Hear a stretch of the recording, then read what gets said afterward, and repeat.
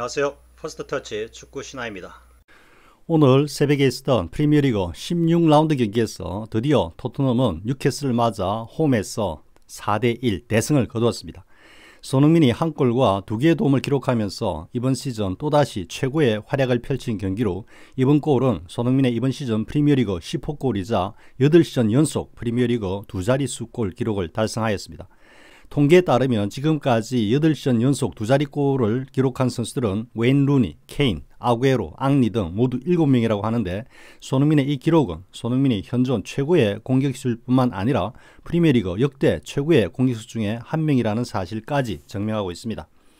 토트넘은 이 경기에 앞서 지난번 첫 패배를 기록한 첼시전부터 직전 경기인 웨스트햄전까지 5경기를 치르면서 승리가 없는 것은 물론 5경기 모두 선제골을 넣고도 1무 4패를 기록하며 승리를 단 한 번도 하지 못하면서 최악의 위기 상황에 처해 있었습니다.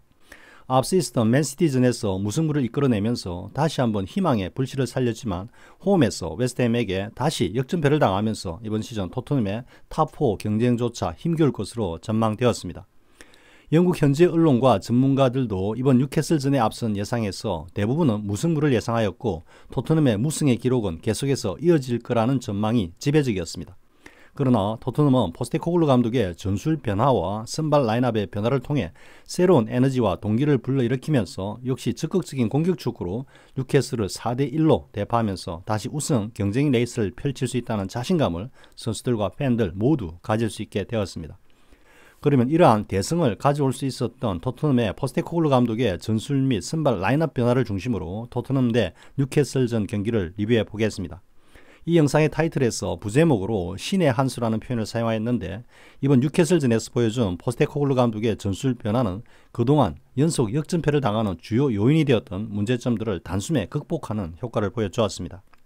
앞서 올렸던 프리뷰 영상에서 이번 뉴캐슬전에서 가져가야 할 가장 중요한 변화로는 두 가지를 들었습니다. 하나는 손흥민에게 집중된 상대 수비의 마크를 분산하여 손흥민에게 보다 많은 활동량과 역할을 할 수 있는 전술 변화가 필요하다는 것이고 또 다른 하나는 쿨셉스키가 무리한 솔로 플레이로 인해 토트넘의 공격력을 갉아먹는 것은 물론 잦은 턴오버로 인해 동료 선수들의 체력을 고갈시키는 역효과를 내고 있지만 지금으로서는 쿨셉스키를 선발로 기용할 수밖에 없기 때문에 이런 쿨셉스키가 팀플레이를 할 수 있도록 하는 조처가 필요하다고 지적하였습니다. 그리고 결과적으로 이 두 가지 문제점이 서로 연관되어 있다는 것이 분명하게 드러났고 이러한 전술 변화를 통해서 토트넘은 마침내 연패의 수렁에서 벗어남은 물론 시즌 초반에 강력한 팀 전력을 다시 기대하게 만들 정도로 매우 좋은 경기력을 보여주었습니다. 먼저 클루셉스키의 포지션에 변화를 주어 전술적으로 최고의 활용을 한 포스테코글루 감독의 용병술에 대해서 이야기하고 이어서 손흥민의 활약에 대해서 이야기해 보겠습니다. 쿨셉스키가 팀플레이를 할 수만 있다면 적어도 토트넘의 전력은 한 골 이상은 더 강해진다고 했던 축구 신화의 분석과 예측은 이번 경기를 통해서 증명되었다고 하겠습니다. 잦은 턴오버와 무리한 솔로 플레이로 토트넘의 공격력을 소진하기만 하는 쿨셉스키를 활용할 수 있는 키워드는 바로 팀플레이라는 것을 강조하였습니다. 즉 쿨셉스키가 오른쪽 사이드에서 윙포드로 뛰면서도 팀플레이를 할 수만 있다면 문제가 없는데 지난 시즌부터 이어지는 쿨셉스키의 솔로 플레이는 이미 몸에 완전히 익어버린 모습으로 좀처럼 개선되지 않고 있습니다. 그리고 손흥민을 중앙 원탑으로 기용한 효과를 극대화한 것은 메디슨의 플레이메이킹과 사르의 효과적인 스포트 덕분이었다고 할 수 있습니다. 토트넘의 공격의 축이 메디슨과 사르로 이어지고 있을 때는 쿨셉스키가 솔로 플레이를 한다고 해도 그렇게 역작용이 드러나지는 않았고 그리고 이때 쿨셉스키의 주된 역할은 공격을 리드하는 것이 아니라 미드레스의 볼 장악과 점유율을 제고하는 것이 주된 역할이었기 때문에 공격의 흐름을 끊는 경우에도 그렇게 치명적인 역효과가 나지는 않았습니다. 그러나 공격을 리드했던 메디슨과 사르가 빠진 경기들에서는 토트넘의 공격의 주축은 오른쪽에 클루셉스키로 돌아갔고 이때부터 클루셉스키의 솔로 플레이는 더욱 잦아지면서 토트넘 공격 라인 전체의 위력을 상당히 저하시켰습니다. 그리고 클루셉스키의 이러한 무모한 솔로 플레이로 인해 당연히 중앙 스트라이커로 활약하는 손흥민에게 연결되어야 할 볼들이 클루셉스키 선에서 계속해서 차단됨으로써 손흥민이 메디슨과 사르와 함께 공격을 리드할 때와는 완연히 위력이 떨어진 다른 수준의 공격이 되고 말았습니다. 이와 같은 문제점을 포스테코글루 감독은 쿨셉스키를 메디슨이 뛰었던 공격형 미들필더 자리에 선발로 배치함으로써 해결할 수 있었습니다. 즉 쿨셉스키의 강한 체력과 왕성한 활동량은 토트넘 공격 라인은 물론 공수 전환에 있어서도 필수 불가결한 요소이기 때문에 쿨셉스키를 선발해서 배제하는 것은 일단 논외의 문제였고 다만 이런 쿨루세프스키를 가장 효율적으로 활용할 수 있는 포지션이 어디인가였는데 이런 퍼즐을 포스테코글루 감독은 쿨루세프스키를 공격형 미들로 활용하면서 해결하였습니다. 축구 신화가 자주 언급한 바 그대로 쿨루세프스키가 팀플레이를 할 수 있다면 토트넘의 공격력은 한층 배가 된다는 것을 이번 뉴캐슬전에서 여실히 보여주었습니다. 쿨루세프스키가 공격형 미들로 뛴 것이 신의 한 수인 이유는 그 포지션에서는 쿨루세프스키가 오른쪽 윙포드 자리에서처럼 솔로 플레이를 절대로 할 수 없기 때문입니다. 윙포드 자리에서는 대부분 1대1 대결 및 돌파의 플레이가 주종을 이루지만 중앙의 공격형 미들의 자리에서는 무엇보다도 빠른 판단과 한 박자 빠른 패스가 절대적으로 필요하기 때문에 이 포지션에 뛴 쿨루세프스키는 본능적으로 패스에 비중을 둔 팀플레이를 할 수밖에 없었기 때문입니다. 그리고 여기에 쿨루세프스키의 강한 피지컬과 전투력 그리고 볼키핑력이 대지면서 쿨루세프스키는 공격형 미들의 역할을 상당 수준 잘 해주었습니다. 그리고 쿨루세프스키의 팀플레이는 보다 스피디하고 전투적인 토트넘의 공격력으로 이어졌고 그 결과 대승을 거두는 성과로 이어졌습니다. 이번 뉴캐슬전은 대승을 통해서 연패 그늘에서 벗어나 다시 상승세로 이어갈 수 있다는 자신감을 토트넘이 가질 수 있었다는 점에서 매우 큰 의미가 있고 여기에 쿨루세프스키의 효율적인 활용법이라는 그동안의 고질적인 토트넘의 난제를 해결했다는 점에서 상당히 큰 의미가 있는 경기였습니다.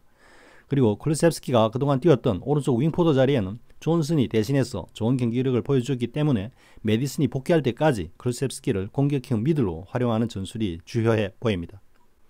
그리고 이번 경기에서 보여준 손흥민의 활약은 손흥민이 말 그대로 웰라운드 공격수를 넘어서 완전체의 공격수라는 사실을 다시 한번 입증하였습니다. 메디슨과 사르 등의 효율적인 지원 없이 연패를 거듭한 그동안의 경기에서도 골을 만들어내면서 고군분투한 손흥민이었는데 이번 뉴캐슬전에서의 대활약은 향후 토트넘의 공격력 제고는 물론 손흥민 개인의 스탯도 수직 상승할 수 있다는 기대감을 갖게 하였습니다. 앞서 말한 바와 같이 손흥민을 중앙에서 사이드로 자리를 옮겨서 활동폭을 넓게 가져가게 한 것과 쿨루세프스키가 공격형 미들로 팀플레이를 하도록 한 것은 포스테코글루 감독의 신의 한 수였고 그동안 계력과도 같았던 히살리송이 멀티골을 뽑아내면서 향후 토트넘 공격력을 한층 배가시킬 수 있는 계기를 마련하였습니다. 물론 그 중심에는 손흥민의 멀티플레이 역량이 위력을 발했는데 특히 손흥민의 두 번의 컷백 어시스트는 강팀들의 전형적인 공격 패턴을 보여주면서 이러한 손흥민의 윙플레이가 다시 또 토트넘의 공격의 주요 루트가 될 것으로 기대가 됩니다. 손흥민의 두 번의 컷백 어시스트는 손흥민이 토트넘의 뉴비 시절 왼쪽 윙포드로 활약할 때 보여준 전형적인 플레이를 다시 보여준 것으로 당시 손흥민의 이러한 컷백을 케인이나 알리가 골로 연결하는 장면들이 떠오릅니다. 그리고 여전히 손흥민의 이러한 윙플레이가 강력한 위력을 발휘한다는 것을 확인한 것에서 향후 손흥민의 다양한 공격 퍼포먼스를 기대하게 만듭니다. 그리고 이번 경기에서는 손흥민이 철저하게 사이드를 움직이면서 중앙의 히살리송 등을 지원하는 플레이에 집중했지만 향후 경기들에서는 손흥민과 히살리송 그리고 합류하는 메디슨과의 스위칭 플레이와 협력 플레이를 통해 중앙과 왼쪽 사이드를 오가면서 손흥민의 골도 많이 나올 것으로 기대가 됩니다. 그리고 특히 손흥민이 이번 뉴캐슬전이 의미가 있는 것은 페널티킥을 맞아 팀의 주장으로서 그리고 토트넘의 공식 키커로서 골을 성공시켰다는 점입니다. VAR이 가동되면서 PK 빈도가 높아질 수 있기 때문에 손흥민의 골 스탯은 PK를 전담함으로써 좀 더 많은 골을 기록할 수 있는데 사실상 공식 키커로서 첫 번째 PK를 안정적으로 성공시킨 것은 향후 손흥민에게 PK에 상당한 자신감을 가지게 할 것으로 보입니다. 정리하면 손흥민을 중앙에서 다시 왼쪽 사이드로 돌려서 그 활동폭을 넓혀주고 쿨루세프스키를 공격형 미들로 전환하여 팀 플레이를 할 수밖에 없도록 전술 변화를 준 포스테코글루 감독의 전술 역량이 돋보인 뉴캐슬전이었습니다. 손흥민은 이번 시즌 프리미어리그 15골을 기록하면서 8시즌 연속 두 자릿수 골이라는 대기록을 달성하였고 토트넘은 다시 우승 레이스를 향한 전기를 마련하는 계기가 되었습니다. 사실 반더벤, 메디슨 등이 다시 합류하는 완전체의 토트넘의 전력은 맨시티, 리버풀, 아스널과 비교해서 조금의 손색이 없다고 할 수 있을 정도이고 여기에 이번 뉴캐슬전에서 보여준 포스테코글루 감독의 뛰어난 전술 역량이 그 효율을 지속해 간다면 토트넘은 다시 프리미어리그 우승을 향해 그 레이스를 펼칠 수 있는 포텐셜을 충분히 가지고 있다고 할 수 있습니다. 그리고 이러한 우승 레이스에 손흥민이 골 스탯을 더하면서 득점왕 경쟁까지도 누려볼 수 있는 토트넘의 전력이라는 것을 오랜 시간이 걸렸지만 이번 뉴캐슬전을 통해서 다시 확인한 경기였습니다. 마지막으로 축구 신화가 선발 출전을 강조한 사르가 선발로 나와서 훌륭한 경기력을 보여준 것과 지난 웨스트햄전에서 실수로 역전골을 헌납했던 우도기가 선제골을 터뜨리면서 토트넘의 승리에 신호탄을 쏘아 올린 점을 칭찬하면서 영상을 마칩니다. 손흥민 득점왕을 향해 가자! 시청해주셔서 고맙습니다. 구독과 좋아요를 주신 분들께 감사드립니다. 고맙습니다.